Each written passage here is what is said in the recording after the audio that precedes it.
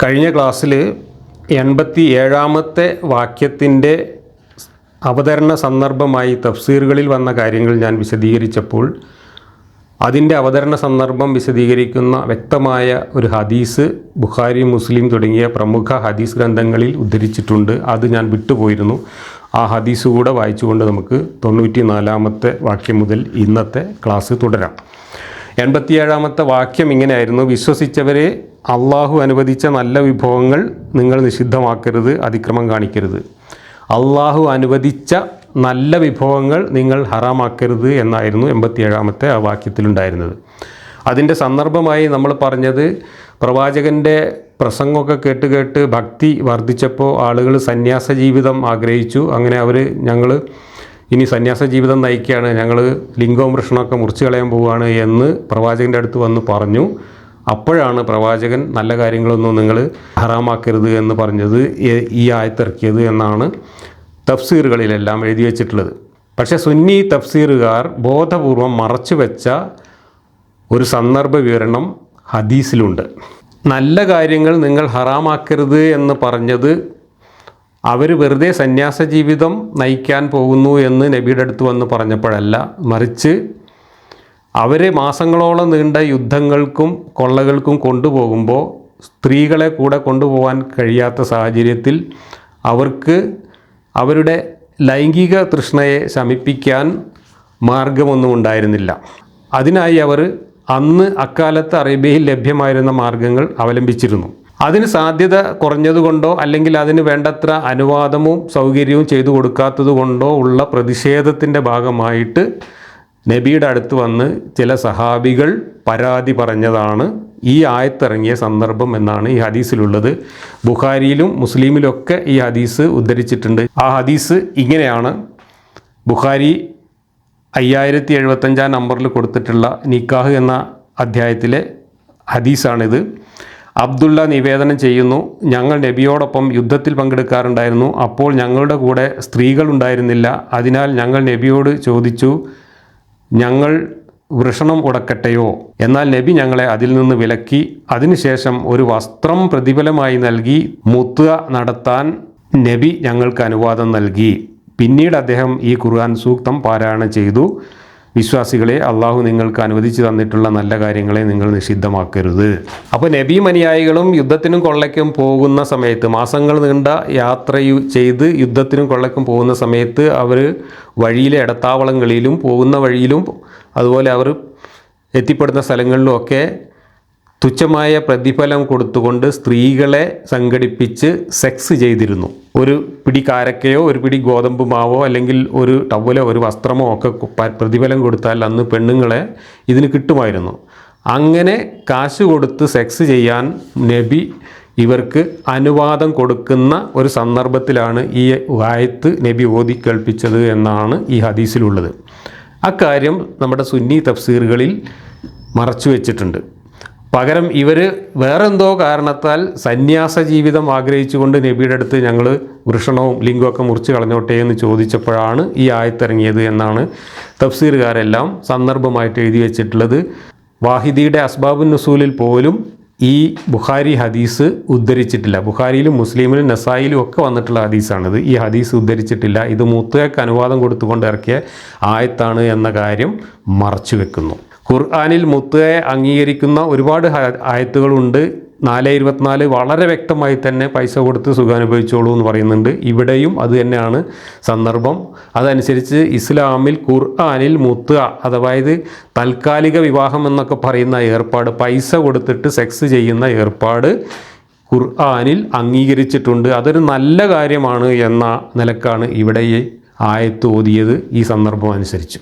എന്നാൽ സുന്നികൾ പറയുന്നത് പ്രവാചകൻ്റെ കാലത്തും അബൂബക്കറിൻ്റെ കാലത്തും ഒക്കെ ഇത് അനുവദിച്ചിരുന്നെങ്കിലും ഉമ്മറിൻ്റെ കാലത്ത് ഇത് നിരോധിച്ചു. അതുകൊണ്ട് ഇസ്ലാമിക നിയമത്തിൽ നിന്ന് മുത്തുഅ ഒഴിവാക്കിയിട്ടുണ്ട് എന്നാണ്. ഷിയാക്കൾ ചോദിക്കുന്നത് അള്ളയും റസൂലും അനുവദിച്ച ഒരു കാര്യം ഹറാമാക്കാൻ ഉമ്മറിന് എന്ത് അധികാരം എന്നാണ്.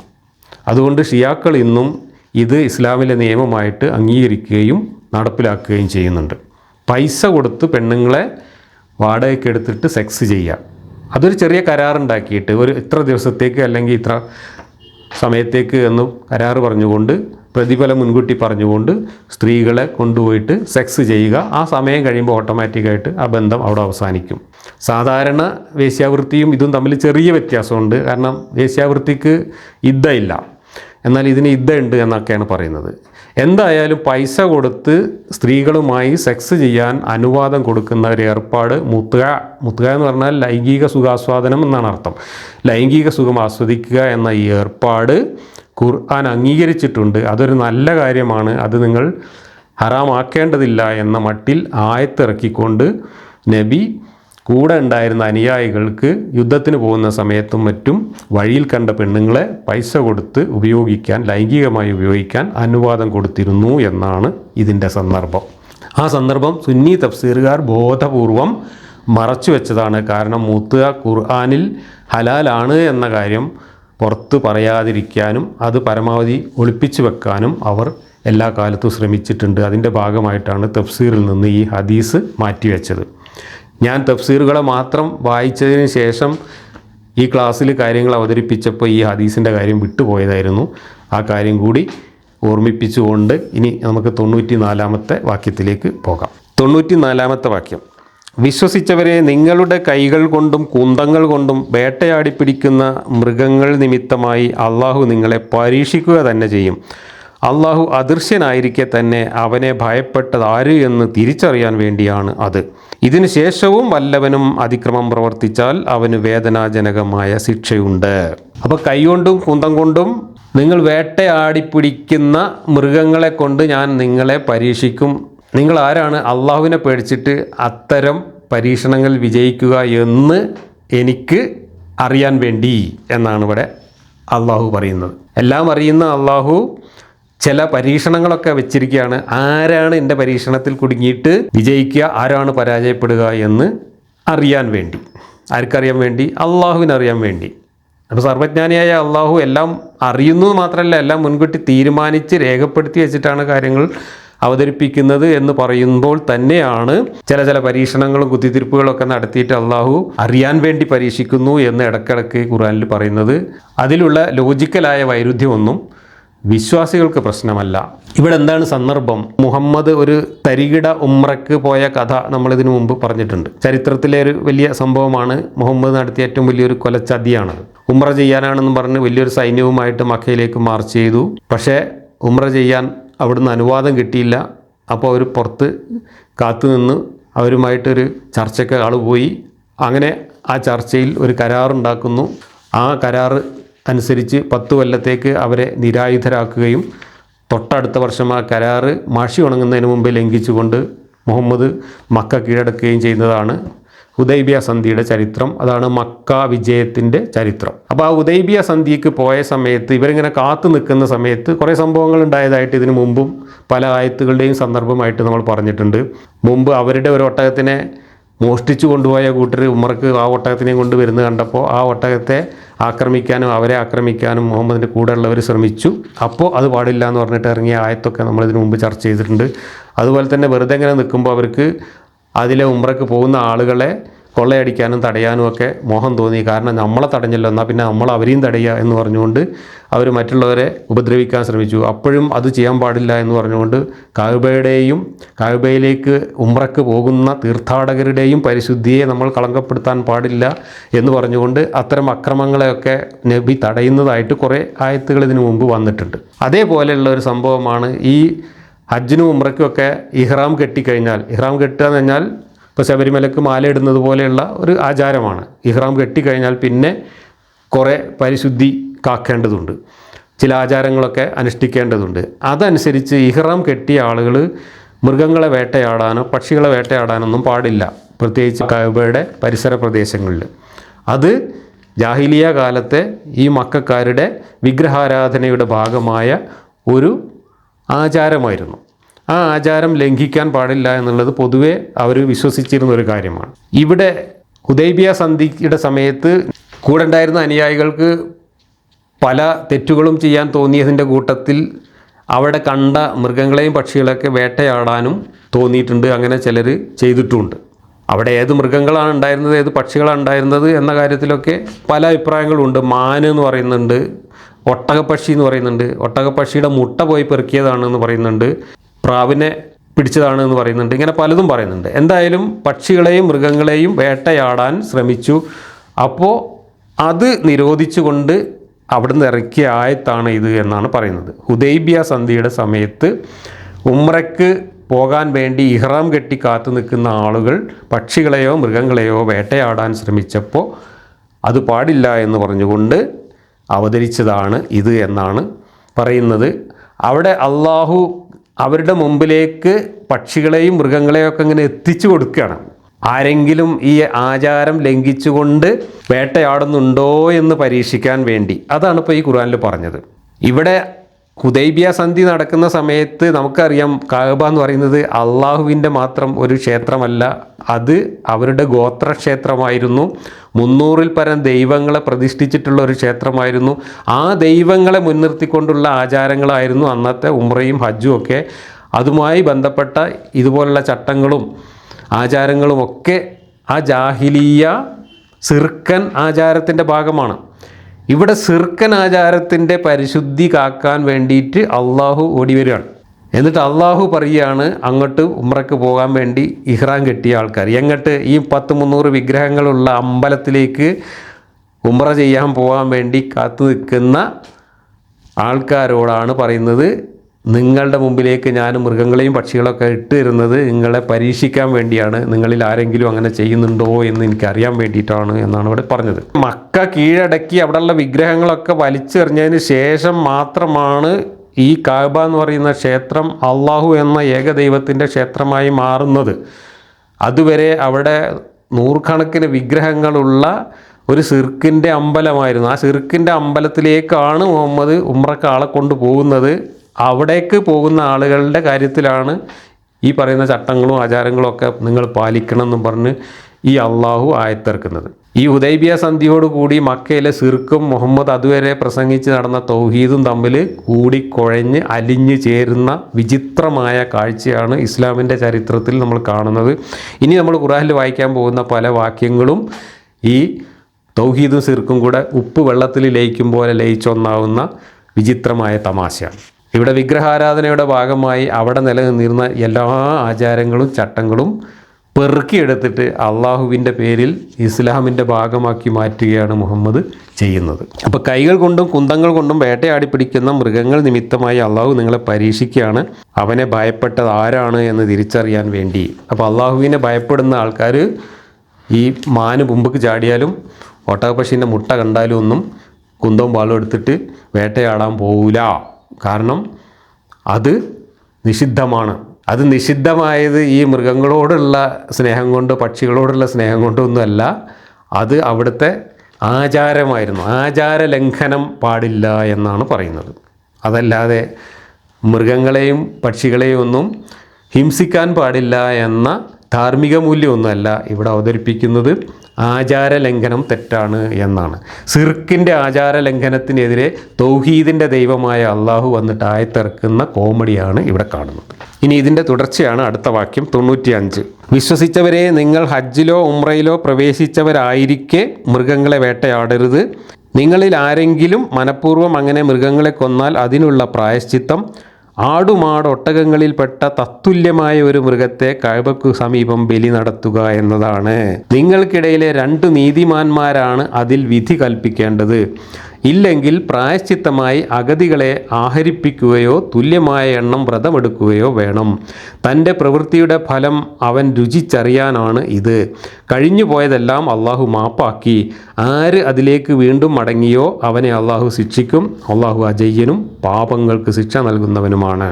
അപ്പോൾ ഹജ്ജിനോ ഉംറയ്ക്കോ ഇഹ്റാം കെട്ടിയാൽ പിന്നെ നിങ്ങൾ മൃഗങ്ങളെയോ പക്ഷികളെയോ വേട്ടയാടാൻ പാടില്ല.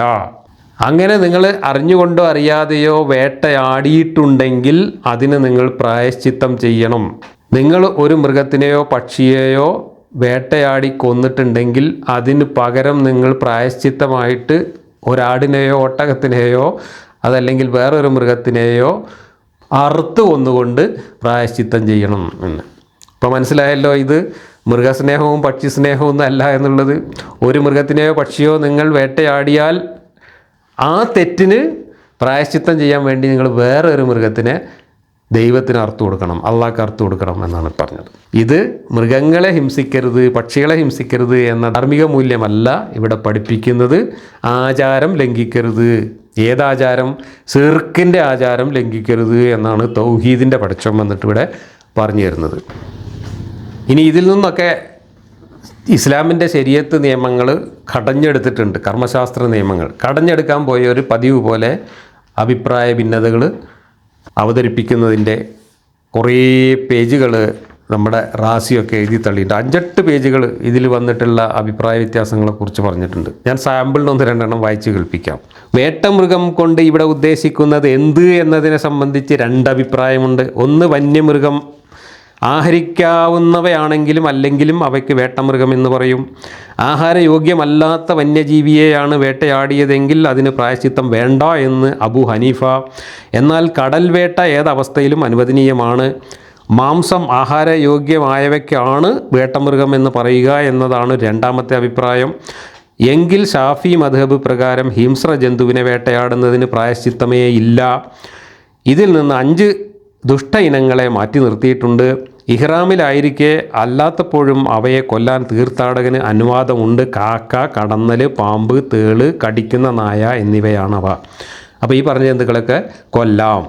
മറ്റൊരു നിവേദനത്തിൽ ഉപദ്രവകാരിയായ ഹിംസ്ര ജന്തു എന്നും ഉണ്ട്.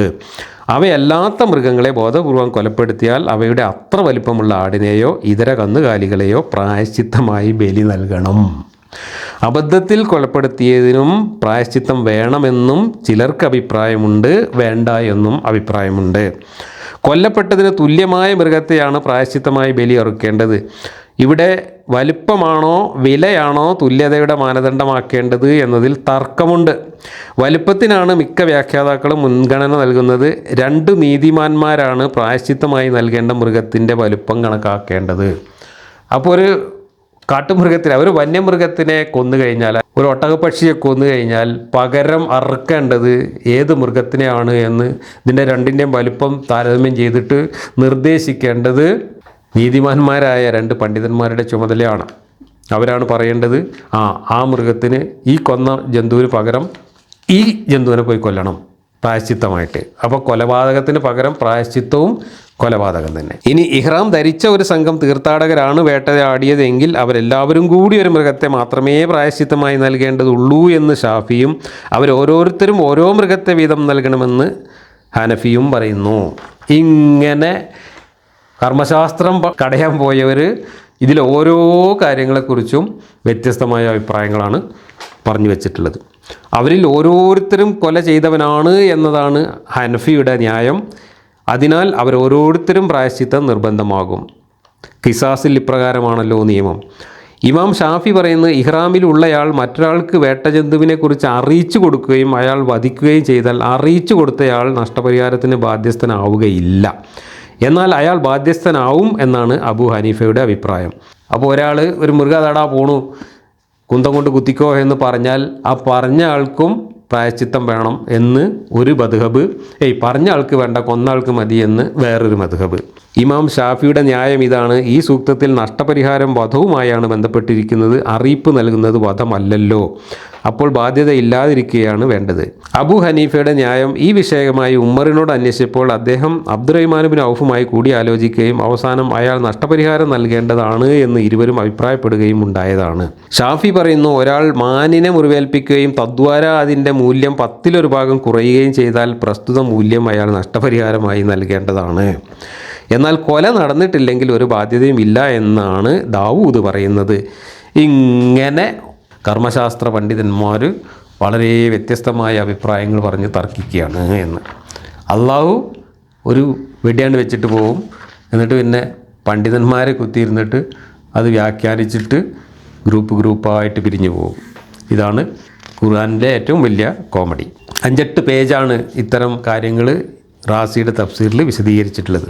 ഇനി സമാനമായതിനെ കൊല്ലാൻ കിട്ടിയില്ലെങ്കിൽ സമാനമായതിൻ്റെ വില നിശ്ചയിച്ചിട്ട് അത് ദാനം ചെയ്താൽ മതി എന്നൊക്കെ കർമ്മശാസ്ത്രം ഉണ്ടാക്കി വെച്ചിട്ടുണ്ട്. ഇതിൽ നോമ്പെടുക്കുക എന്നുള്ള ഒരു ഓപ്ഷൻ പറഞ്ഞിട്ടുണ്ട്. ആ നോമ്പെടുക്കലിനെ കുറിച്ചും മിസ്കീനുകൾക്ക് ഭക്ഷണം കൊടുക്കുക എന്നുള്ള ഓപ്ഷൻ പറഞ്ഞിട്ടുണ്ട്. അതിനെക്കുറിച്ചൊക്കെ വളരെ വ്യത്യസ്തമായ അഭിപ്രായങ്ങളുണ്ട്. ഈ ആയത്ത് ഇറങ്ങുന്നതിന് മുമ്പ് അറിയാതെ കൊന്നതാണെങ്കിൽ അവർക്ക് മാപ്പാക്കും എന്ന് പറഞ്ഞതിനെക്കുറിച്ചും അഭിപ്രായ വ്യത്യാസങ്ങളുണ്ട്. ഹജ്ജിനും ഉംറയ്ക്കും ഇഹ്റാം കെട്ടിക്കഴിഞ്ഞാൽ മൃഗങ്ങളെയും പക്ഷികളെയും വേട്ടയാടുന്നത് വലിയ തെറ്റാണ് എന്ന് അന്നത്തെ നാട്ടാചാരമനുസരിച്ച് അള്ളാഹു വന്നിട്ട് ആയത്തിറക്കി. അപ്പോൾ ചില ആൾക്കാർ, മീൻ പിടിച്ചൊക്കെ ജീവിച്ചിരുന്ന ചില ആൾക്കാർ സംശയം ചോദിച്ചു, അപ്പോൾ ഞങ്ങൾ മീൻ പിടിച്ചിട്ടാണല്ലോ ജീവിക്കുന്നത്, ഈ മീനുകളെയും അതുപോലെ കടലിൽ നിന്നുള്ള മറ്റ് സാധനങ്ങളെയൊക്കെ വേട്ടയാടുന്നത് ഇതിൽ പെടുമോ എന്ന് ആൾക്കാർ വന്നിട്ട് സംശയം ചോദിച്ചു. അപ്പോൾ അതിനുത്തരമായിട്ട് ഇറക്കിയ ആയത്താണ് അടുത്ത ആയത്ത്, 96-ാമത്തെ ആയത്ത്. കടലിലെ വേട്ടയും അതിലെ ഭക്ഷണവും നിങ്ങൾക്ക് അനുവദനീയമാണ്, അത് നിങ്ങളുടെയും ഇതര യാത്രക്കാരുടെയും ഉപജീവനമാണല്ലോ. എന്നാൽ ഇഹ്റാമിൽ പ്രവേശിച്ചാൽ കരയിലെ ജീവികളെ വേട്ടയാടുന്നത് നിഷിദ്ധമാണ്. നിങ്ങളെയെല്ലാം ഒരുമിച്ച് കൂട്ടുന്ന ഏതൊരുവനിലേക്കാണോ ആ അള്ളാഹുവിനെ സൂക്ഷിക്കുവിൻ. അപ്പോൾ കടലിൽ നിന്നാണ് വേട്ടയെങ്കിൽ മീൻ പിടിക്കുകയോ അല്ലെങ്കിൽ ഏതെങ്കിലും കടൽ ജീവികൾ, ഇപ്പോൾ ഞണ്ടിനെ പിടിക്കുകയോ ചെമ്മീൻ പിടിക്കുകയോ അല്ലെങ്കിൽ കക്ക വാരുകയോ ഒക്കെ ചെയ്താൽ കുഴപ്പമില്ല, അതിന് ഇത് ബാധകമല്ല എന്നും പറഞ്ഞിട്ടാണ് അപ്പോൾ അള്ളാഹു ആയത്തിറക്കിയത്. അപ്പോൾ കരയിൽ മനുഷ്യന്മാർ ഭക്ഷണത്തിന് വേണ്ടിയിട്ട് എന്തെങ്കിലും ജീവികളെ പിടിക്കുന്നത് ഹറാമും, കടലിൽ നിന്നും വെള്ളത്തിൽ നിന്നുമാണ് പിടിക്കുന്നതെങ്കിൽ ഹലാലും എന്ന യാതൊരു യുക്തിയുമില്ലാത്ത ഒരു ഇരട്ടത്താപ്പാണ് ഇവിടെ അവതരിപ്പിക്കുന്നത്. പിന്നെ ഇത്തരം കഥകളിലൊന്നും ചോദ്യങ്ങളില്ല. കാരണം ഇതൊക്കെ ജാഹിലിയ കാലത്ത് അന്നത്തെ ഗോത്ര ആചാരമനുസരിച്ച്, ക്ഷേത്ര ആചാരമനുസരിച്ച് അവർ പാലിച്ചു പോന്നിരുന്ന ചില ആചാരങ്ങളാണ്. ഈ ആചാരങ്ങൾ അതുപോലെ പെറുക്കിയെടുത്തിട്ട് അള്ളാഹുവിൻ്റെ പേരിൽ പുനരവതരിപ്പിക്കുകയാണ് മുഹമ്മദ് ചെയ്തത്. ഇതൊക്കെ ആധുനിക കാലത്ത് ഒരു മതത്തിൻ്റെ നിയമമായിട്ട് എഴുതി വെച്ചത് എത്രത്തോളം പ്രസക്തമാണ്, എത്രത്തോളം പരിഹാസ്യമാണ് എന്നതൊക്കെ നമുക്ക് ചിന്തിക്കാൻ സ്വാതന്ത്ര്യമില്ലാത്ത വിശ്വാസികളോട് ഒന്നും പറഞ്ഞിട്ട് കാര്യമില്ല. ഇവിടെ കടൽ എന്ന് പറഞ്ഞാൽ കുളവും പുഴയൊക്കെ പെടും എന്നൊക്കെ പറഞ്ഞിട്ടാണ് വ്യാഖ്യാനങ്ങൾ. കടലിൽ നിന്ന് മൊത്തത്തിൽ 3 ഇനങ്ങളാണ് വേട്ടയാടുന്നത്. ഒന്നാമത്തേത് മത്സ്യം, അവയിൽ എല്ലാ തരവും അനുവദനീയം.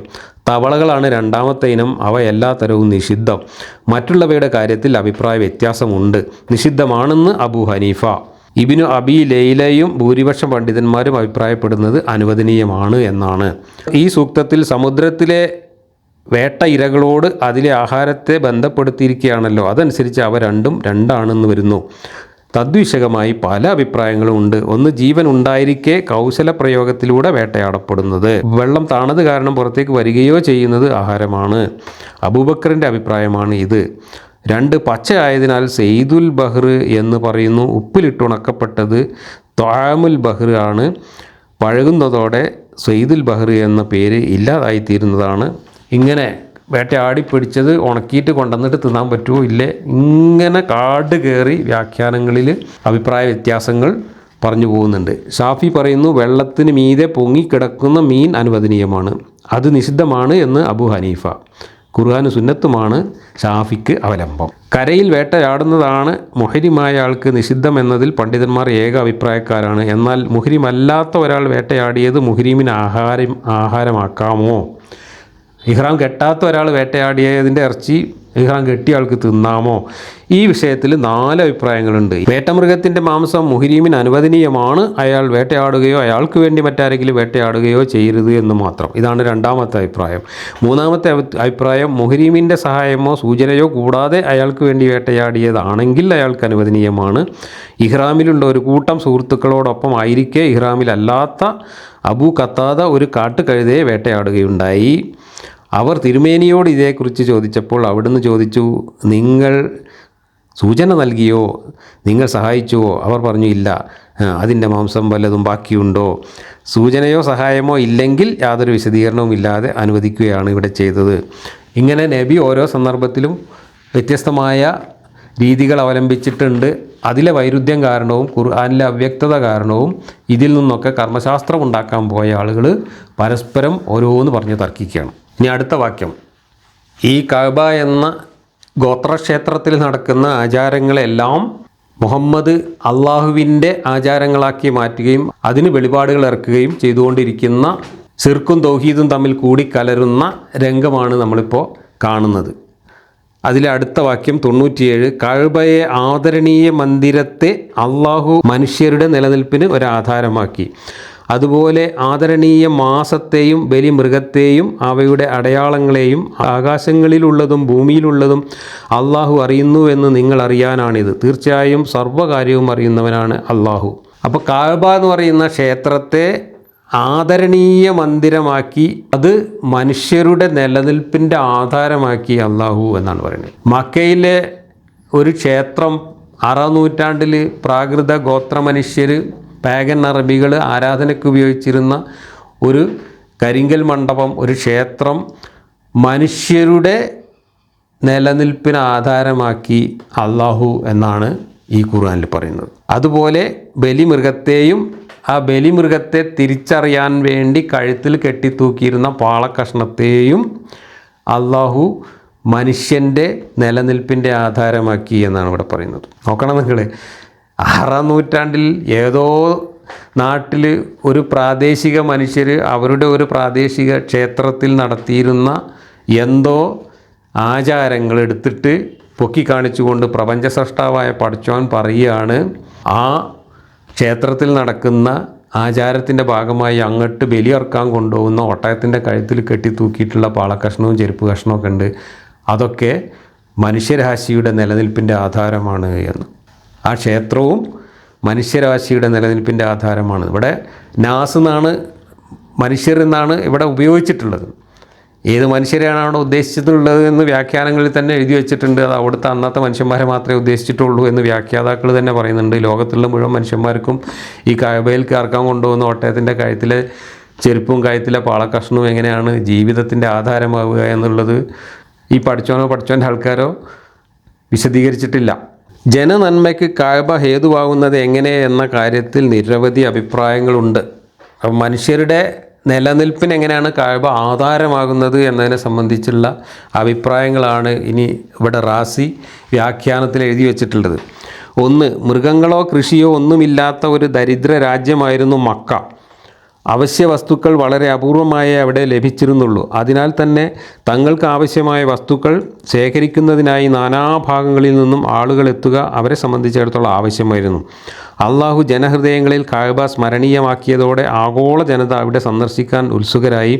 അതോടെ നാനാഭാഗത്തു നിന്നും കച്ചവടാർത്ഥം ആളുകൾ അങ്ങോട്ടൊഴുകി അവശ്യ വസ്തുക്കളും ജനപ്രിയ വസ്തുക്കളും അവർ കൊണ്ടുവന്നു. മക്കക്കാരെ സംബന്ധിച്ചിടത്തോളം തങ്ങളുടെ അനുഗ്രഹപൂർത്തിക്ക് ഇത് ഹേതുവാവുകയായിരുന്നു. അപ്പോൾ ലോകത്തുള്ള മനുഷ്യന്മാർക്കല്ല ഇത് ഉപജീവന മാർഗമായിട്ടും ആധാരമായി മാറിയത്, മറിച്ച് ആ ക്ഷേത്രത്തെ ഒരു പ്രധാന കേന്ദ്രമായി ആചരിച്ചിരുന്ന മക്കക്കാർക്കും അവിടേക്ക് തീർത്ഥാടനത്തിന് പോയിരുന്ന ആളുകൾക്കും അവിടെ കച്ചവടത്തിന് വന്നിരുന്ന ആളുകൾക്കും ഒക്കെ കൂടി അവിടെ നല്ലോണം കച്ചവടമൊക്കെ നടന്നിരുന്നതുകൊണ്ട് കുറേ ആളുകൾക്ക് ഉപജീവന മാർഗമായിട്ട് ഈ ക്ഷേത്രം നിലനിന്നിട്ടുണ്ട്. അത് ചരിത്രപരമായി സത്യമാണ്. അത് ആ ഒരു ക്ഷേത്രത്തിൻ്റെ മാത്രം കാര്യമല്ല. അതിപ്പോൾ നമ്മുടെ നാട്ടിൽ തന്നെ നോക്കിയാൽ ഓരോ പ്രദേശങ്ങളിൽ ഒരു ക്ഷേത്രം കാരണം തന്നെ വലിയ നഗരങ്ങളുണ്ടായത് നമ്മുടെ രാജ്യത്ത് ഇഷ്ടം പോലെ ഉണ്ട്. ഒരു ക്ഷേത്രം കാരണം തീർത്ഥാടകർ വരുന്നത് കാരണം വലിയ ബിസിനസ് നടക്കുന്ന പട്ടണങ്ങൾ നമ്മുടെ നാട്ടിലുണ്ട്. ഒരുപാട് ആളുകൾക്ക് ഉപജീവന മാർഗമായി വർത്തിക്കുന്ന ഒരുപാട് ക്ഷേത്രങ്ങളും കാര്യങ്ങളും നമ്മുടെ നാട്ടിലുണ്ട്. കച്ചവടക്കാരൊക്കെ വന്നു കൂടും. അതുപോലെ തീർത്ഥാടകർ വരുന്നതിനനുസരിച്ച് ആ സ്ഥലം വികസിക്കുകയും അവിടെ വലിയ പട്ടണമായി മാറുകയും അതുവഴി ഒരുപാട് ആളുകൾക്ക് ഉപജീവനം കിട്ടുകയൊക്കെ ചെയ്യും. ഇതൊന്നും ഇപ്പം മക്കയിലെ കഅബയുടെ മാത്രം കാര്യത്തിലല്ല. മക്കയിലെ കഅബ പിന്നെ മുസ്ലിങ്ങൾ വെട്ടിപ്പിടുത്തം നടത്തി ലോകത്തിൻ്റെ നാനാഭാഗത്തേക്കും ഇടിച്ചു കയറി ഈ മതം എല്ലായിടത്തും കൊണ്ടുപോയി പ്രചരിപ്പിച്ചതിൻ്റെ ഭാഗമായിട്ട് അങ്ങോട്ടുള്ള തീർത്ഥാടനം ഒഴുക്കും വർദ്ധിച്ചു. അതനുസരിച്ച് രാജ്യത്തിൻ്റെ വരുമാനം വർദ്ധിച്ചു. അതൊന്നും ഈ പറയുന്ന മനുഷ്യരാശിയുടെ ആധാരമാണ് എന്നതിൻ്റെ തെളിവല്ല. മനുഷ്യരാശിക്ക് ഈ കഅബ എന്ന് പറയുന്ന ക്ഷേത്രം ഒരു ആധാരവും നൽകുന്നില്ല. ആ ക്ഷേത്രത്തിലേക്ക് അർക്കാൻ കൊണ്ടുപോകുന്ന മൃഗങ്ങളും ആ മൃഗങ്ങളുടെ കഴുത്ത് കെട്ടിയ പാളകഷ്ണമൊന്നും ലോകത്തുള്ള മനുഷ്യരാശിയുടെ ജീവിതാധാരമായിട്ടൊന്നും വർക്ക് ചെയ്യുന്നില്ല. ഇതൊക്കെ ഒരു പ്രാദേശിക ഗോത്ര സമൂഹത്തിൻ്റെ ഗോത്രക്ഷേത്രവുമായി ബന്ധപ്പെട്ട ഗോത്രാചാരങ്ങളാണ്. ആ ഗോത്രാചാരങ്ങളെ പെറുക്കിയെടുത്തിട്ട് അതെല്ലാം വെളിപാടാക്കി അവതരിപ്പിക്കുകയാണ് അന്ന് ജീവിച്ചിരുന്ന ഒരു ഗോത്ര നേതാവായ മുഹമ്മദ് ചെയ്തത്. മുഹമ്മദിന് അതിന് കൃത്യമായ രാഷ്ട്രീയ ലക്ഷ്യമുണ്ടായിരുന്നു.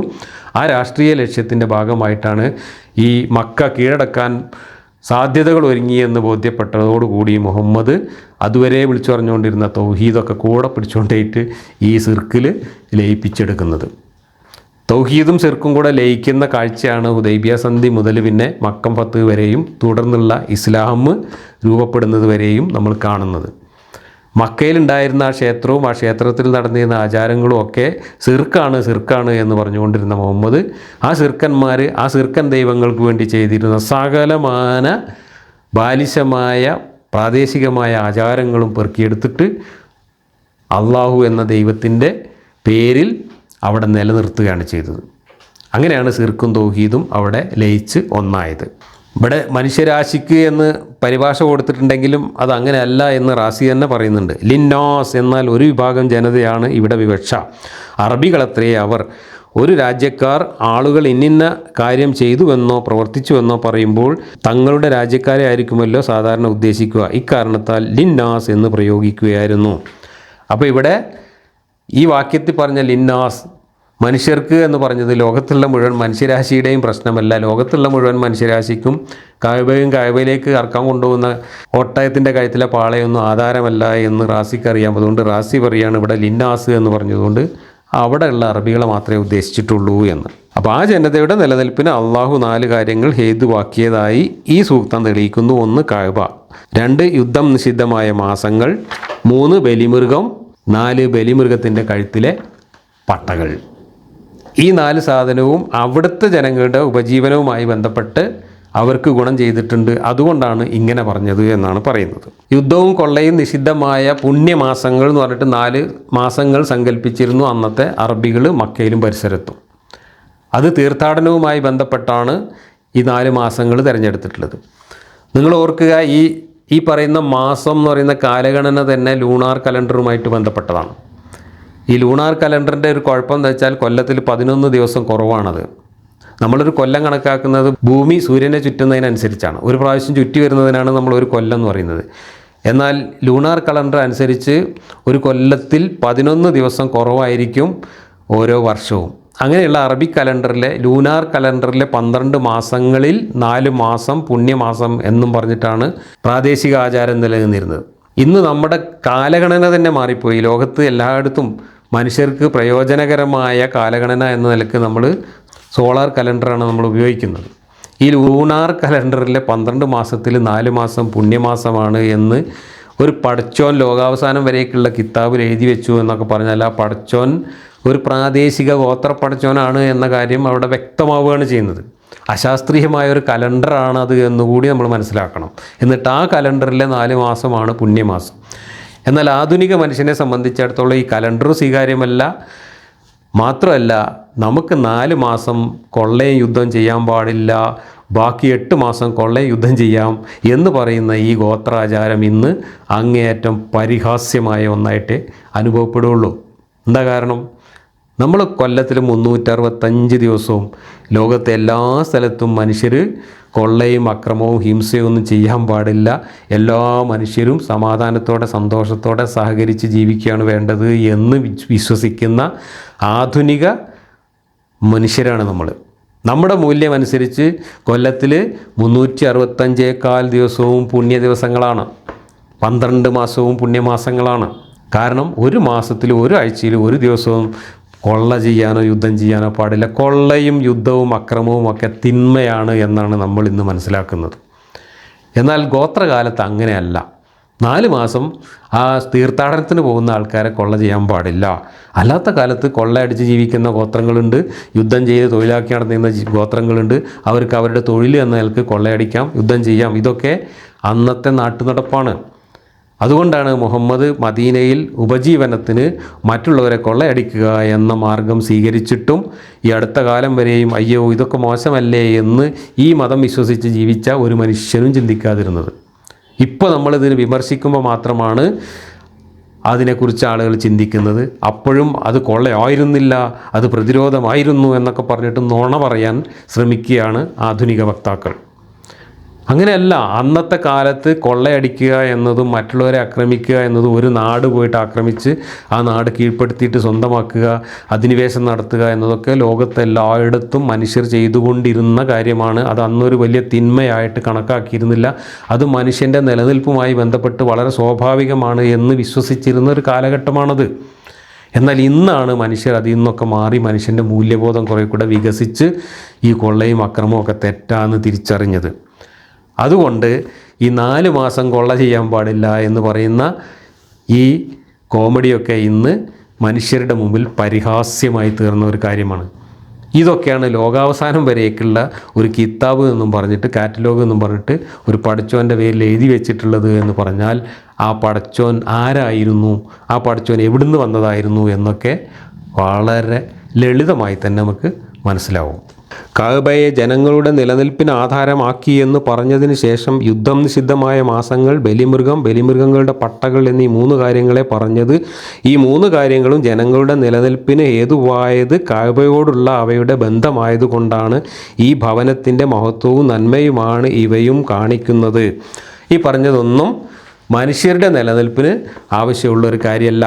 മൃഗങ്ങളെ കൊണ്ടേ ബലിയർക്കാൻ കൊണ്ടുപോകുന്ന മൃഗത്തിൻ്റെ കഴുത്തിൽ പാളകെട്ടലും, ഈ കഅബയിൽ പോയി തവാഫ് ചെയ്യലും, അവിടെ പോയിട്ട് കല്ലെടുത്തെറിയലും, ഈ കഅബയും അവിടുത്തെ ആചാരങ്ങളും അവിടുത്തെ വിശ്വാസങ്ങളും, ഈ 4 മാസം പുണ്യമാണ് ബാക്കിയുള്ള മാസം കൊള്ള ചെയ്യാന്ന് പറയുന്നതും, ഇതൊന്നും ആധുനിക മനുഷ്യനെ സംബന്ധിച്ചിടത്തോളം മനുഷ്യൻ്റെ ജീവിതത്തിൻ്റെ ആധാരമേ അല്ല എന്ന് മാത്രമല്ല, ഇതൊക്കെ ആധുനിക മനുഷ്യൻ തള്ളിക്കളഞ്ഞ പ്രാകൃതമായ ഗോത്രമൂല്യങ്ങളാണ്. ഇതാണ് നമ്മൾ ഇതൊക്കെ വായിക്കുമ്പോൾ മനസ്സിലാക്കേണ്ട വസ്തുത. അടുത്ത വാക്യം 98. അറിയുക, തീർച്ചയായും അള്ളാഹു കഠിനമായി ശിക്ഷിക്കുന്നവനാണ്, അതേസമയം അവൻ അങ്ങേയറ്റം പൊറുക്കുന്നവനും പരമകാരുണികനുമാണ്. 99. പ്രവാചകന് ഈ സന്ദേശം പ്രബോധനം ചെയ്യുകയല്ലാതെ ഒരു ബാധ്യതയുമില്ല. നിങ്ങൾ രഹസ്യമാക്കുന്നതും പരസ്യമാക്കുന്നതുമെല്ലാം അള്ളാഹു അറിയുന്നുണ്ട്. സ്വന്തം അനുയായികളോട് മുഹമ്മദ് ഇടയ്ക്കിടയ്ക്ക് പറയുന്നതാണ്, എനിക്ക് നിങ്ങളോട് ഇതൊക്കെ പറഞ്ഞു പോകേണ്ട ബാധ്യത മാത്രമേ ഉള്ളൂ, അതിൻ്റെ അപ്പുറത്ത് ബാധ്യതയൊന്നുമില്ല, നിങ്ങൾ വേണമെങ്കിൽ ചെയ്താൽ മതി എന്നുള്ള ഈ വാക്യം. എന്നാൽ മറ്റു ഗോത്രക്കാരെ ആക്രമിക്കാൻ പോകുമ്പോൾ മുഹമ്മദിൻ്റെയും അള്ളാഹുവിൻ്റെയും നിലപാട് ഇതായിരുന്നില്ല. അവിടെ മുഹമ്മദിന് താക്കീത് ചെയ്ത് അങ്ങോട്ട് പോകാനുള്ള ബാധ്യതയൊന്നുമല്ല, അവരെയൊക്കെ ആക്രമിച്ച് കീഴ്പ്പെടുത്താനുള്ള വലിയ ബാധ്യതയും ഉത്തരവാദിത്വമായിരുന്നു മുഹമ്മദിൻ്റെ അള്ളാഹു ഏൽപ്പിച്ചിരുന്നത്. അപ്പോൾ ഈ ഖുർആനിൽ ഈ ഞൊടിയുന്ന കാര്യവും മുഹമ്മദിൻ്റെ പ്രവൃത്തികളും തമ്മിൽ യാതൊരു പൊരുത്തവുമില്ല, പരസ്പര വിരുദ്ധമാണ്. ഖുർആനിൽ തന്നെ ഇത് രണ്ടും പറഞ്ഞിട്ടുണ്ട്. നിങ്ങൾ പോയി യുദ്ധം ചെയ്യൂ, ആക്രമിക്കൂ, കീഴ്പ്പെടുത്തൂ എന്ന് പറയുന്നു. അതേസമയത്ത് നിങ്ങൾക്ക് അതിനൊന്നുള്ള ബാധ്യതയില്ല, ഇത് താക്കീത് ചെയ്ത് പോയാൽ മതി, അത്രയേ ഉള്ളൂ ബാധ്യത എന്നും പറയുന്നു. ഇതെല്ലാം സാന്ദർഭികമായ വൈരുദ്ധ്യങ്ങളായിട്ട് ഖുർആനിൽ തലപൊക്കി നിൽക്കുന്നു. പ്രവാചകന് പ്രബോധനം നടത്തുന്ന ഒരു ബാധ്യത മാത്രമേ ഉള്ളെങ്കിൽ പിന്നെ പ്രബോധനം നടത്തിയിട്ട് അങ്ങോട്ട് പോയാൽ മതിയായിരുന്നു. അതല്ല പ്രവാചകൻ ചെയ്തിട്ടുള്ളത്. അതുപോലെ തന്നെ നിങ്ങൾ രഹസ്യമാക്കുന്നതും പരസ്യമാക്കുന്നതും ഒക്കെ അള്ളാഹുവിന് അറിയാം, എല്ലാം അള്ളാഹുവിന് അറിയാം എന്ന് പറയുന്നു. അങ്ങനെയാണെങ്കിൽ പിന്നെ അള്ളാഹു ഇങ്ങനെ കുത്തിത്തിരിപ്പിൻ്റെ പരീക്ഷണങ്ങൾ നടത്തിയിട്ട് ആരാണ് ശരിയാക്കുന്നത് എന്ന് അറിയാൻ കാത്തിരിക്കേണ്ട ആവശ്യവും ഇല്ല. എല്ലാം മുൻകൂട്ടി തീരുമാനിച്ച് എഴുതി വെച്ചിട്ട് അതനുസരിച്ച് നടത്തുന്ന ഒരു കാര്യമാണെങ്കിൽ അത് പരീക്ഷണമേ അല്ല. പരീക്ഷണം എന്ന് പറഞ്ഞാൽ എന്താണ്? അറിയാത്ത കാര്യം അറിയാൻ വേണ്ടിയിട്ട് നമ്മൾ ചെയ്യുന്നൊരു ഏർപ്പാടാണ് പരീക്ഷണം.